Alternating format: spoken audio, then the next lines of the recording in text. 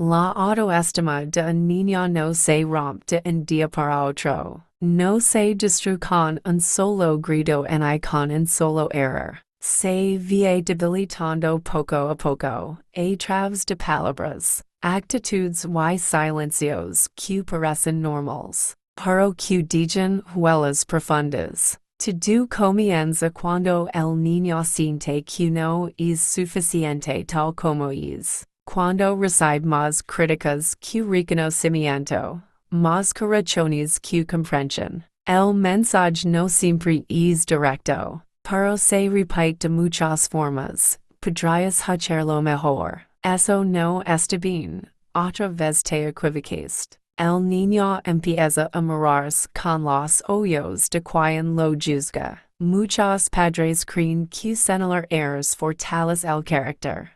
Pero cuando el error se convierte en identidad, el niño deja de intentarlo. Ya no ve el fallo como parte del aprendizaje, sino como prueba de que algo en él está mal. Así nace la inseguridad. Otro golpe silencioso a la autoestima ocurre cuando las emociones no son validadas. Cuando el niño llora y se le dice que exagera. Cuando se enfada y se le castiga por sentir. Aprende que sentir es un problema. Que debe esconder lo que pasa por dentro para ser aceptado. Las comparaciones también juegan un papel clave. Tu hermano si puede. Otros niños lo hacen mejor. Aunque se digan sin mala intención. Estas frases enseñan al niño a medir siempre con otros. Nunca se siente suficiente, porque siempre habrá alguien mejor. Lo más doloroso es que el niño no se revela de inmediato. Se adopta, intenta cambiar, agradar, cumplir expectativas. Empieza a construir una versión de sí mismo que cree aceptable. Pero esa versión no es auténtica. Y vivir lejos de quien no es dual. La autoestima no se rompe solo con palabras duras, sino con la falta de reconocimiento emocional. Cuando nadie ve el esfuerzo, cuando nadie celebra quien es, no solo lo que logra. El niño empieza a creer que su valor depende del rendimiento. Lo que muchos padres no ven es que un niño con baja autoestima no necesita más presión. Necesita más apoyo. No necesita ser comparado. Necesita ser comprendido. No necesita perfección. Necesita sentir suficiente. Este es solo el inicio. Porque entender cómo se rompe la autoestima es el primer paso para aprender cómo protegerla y sanarla. Uno de los mejores golpes de la autoestima infantil es el miedo constante a cometer errores. Este miedo no es solo. Se aprende. Aparece cuando cada fallo es señalado, exagerado o castigado. Y cuando equivocarse se convierte en motivo de vergüenza en lugar de aprendizaje. Un niño que vive con miedo a fallar deja de intentar. Antes de levantar la mano, piensa si se va a equivocar. Antes de probar algo nuevo, imagina la crítica. Antes de decidir, busca aprobación. Así, la confianza se reemplaza por duda. Muchos padres creen que la exigencia forma carácter. Pero cuando la exigencia no viene acompañada de apoyo emocional, el niño no se vuelve fuerte, se vuelve inseguro. Aprende que solo vale cuando lo es perfecto, que el error lo define.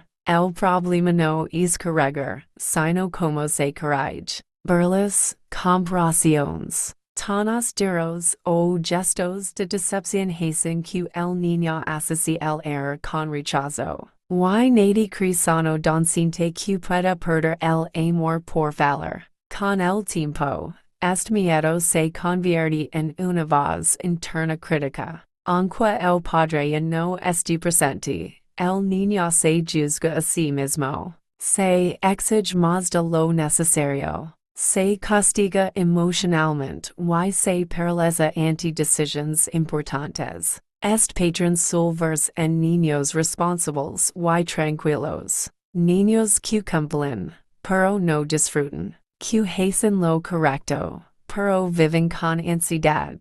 Native el cansancio emocional.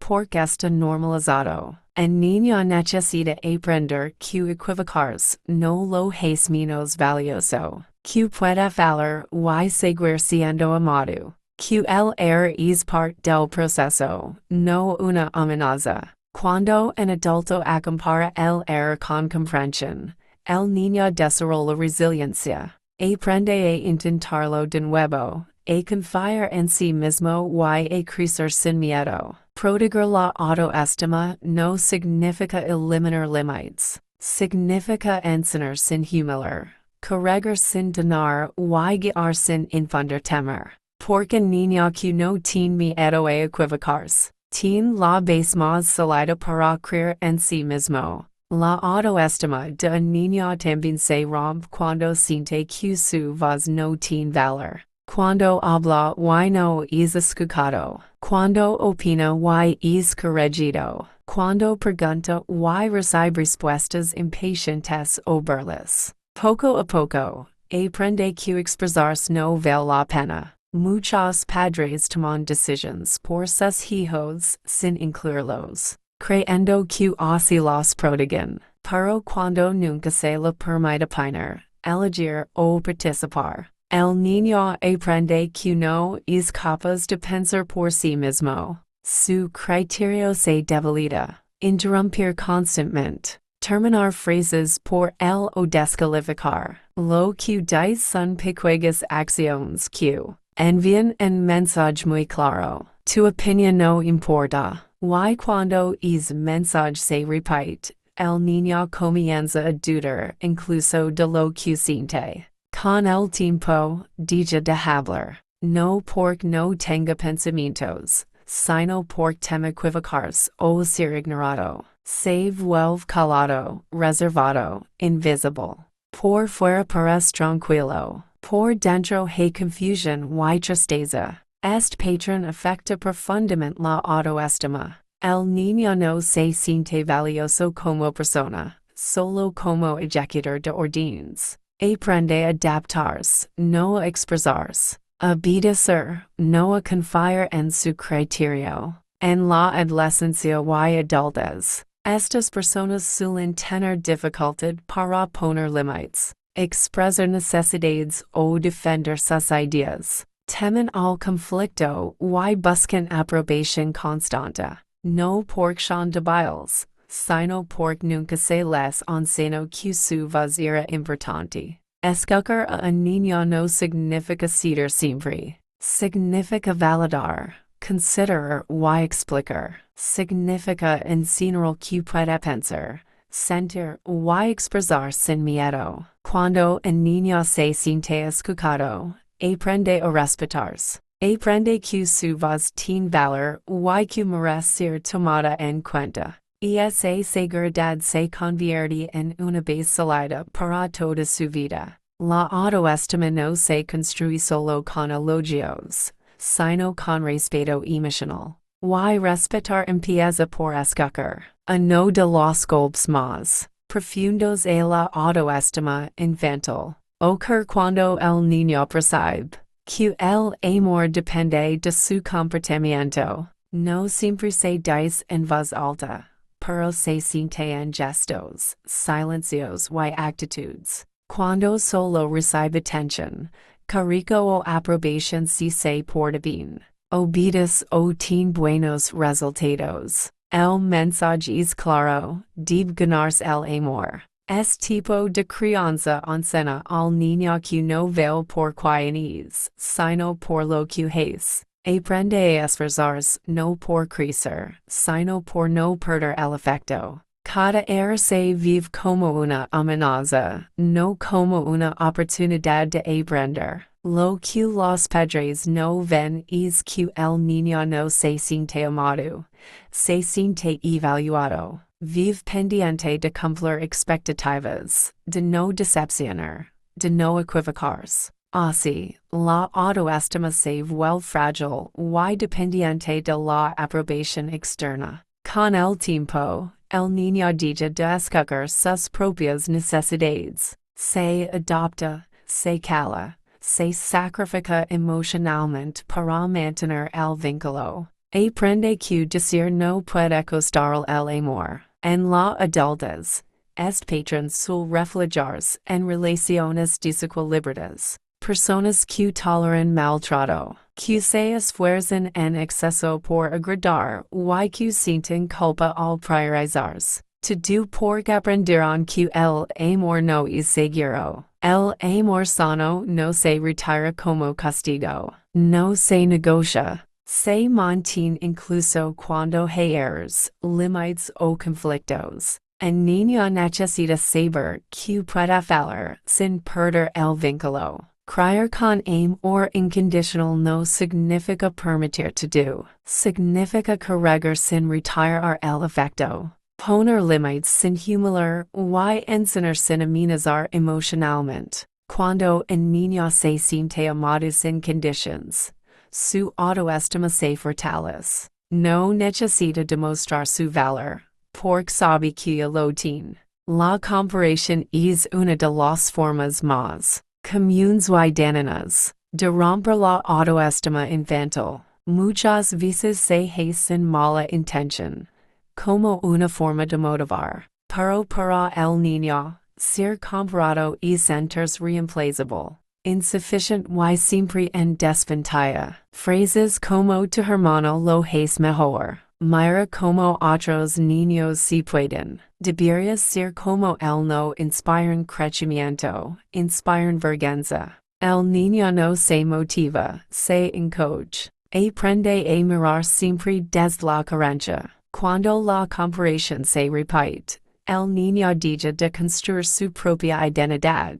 Ya no se pregunta quién es, sino quién debería ser para ser aceptado. Empieza a competir en lugar de descubrirse, a imitar en lugar de expresarse. Lo que los padres no ven es que cada comparación rompe la confianza interna. El niño deja de valorar su proceso, su ritmo y sus capacidades. Siempre siente que viene tarde, que no es suficiente, que alguien más lo es mejor. Este patrón crea adultos que viven comparándose constantemente. Nunca disfrutan sus logros porque siempre hay alguien mejor. Su autoestima depende de estar por encima de otros, no de sentirse en paz consigo mismos. La comparación también daña las relaciones familiares. Genera rivalidad entre hermanos, celos, resentimiento y distancia emocional. El hogar deja de ser un lugar seguro y se convierte en un espacio de competencia silenciosa. Cada niño tiene su propio ritmo, talentos y forma de aprender. Comparar es negar esa individualidad. Es imponer expectativas ajenas y apagar la autenticidad. Criar con respeto implica acompañar el proceso único de cada hijo. Celebrar el esfuerzo, no el resultado. Reconocer el avance, no la perfección. El niño que no es comparado aprende a valorarse. Aprende que no necesita ser otro para ser suficiente. Y esa seguridad es la base de una autoestima sana y duradera. Después de entender cómo se rompe la autoestima de un niño, es importante hablar de algo esencial, la sanación. Porque aunque las heridas emocionales son profundas, no son permanentes. La autoestima puede reconstruirse cuando hay conciencia, empatía y cambios reales en la forma de creer. La sanación comienza cuando el niño se siente visto, no solo observado, sino comprendido. Cuando un adulto deja de enfocarse únicamente en el comportamiento y empieza a preguntar, ¿qué emoción hay detrás? Porque el niño no se porta mal sin razón. Expresa lo que no sabe decir con palabras. Aceptar errors como padres, no debilita la autoridad, la fortalece. En mi equivoc, en no supescucharti o enquiero hacerlo mejor contigo. Pueden sanar más que mil correcciones. Los niños no necesitan padres perfectos.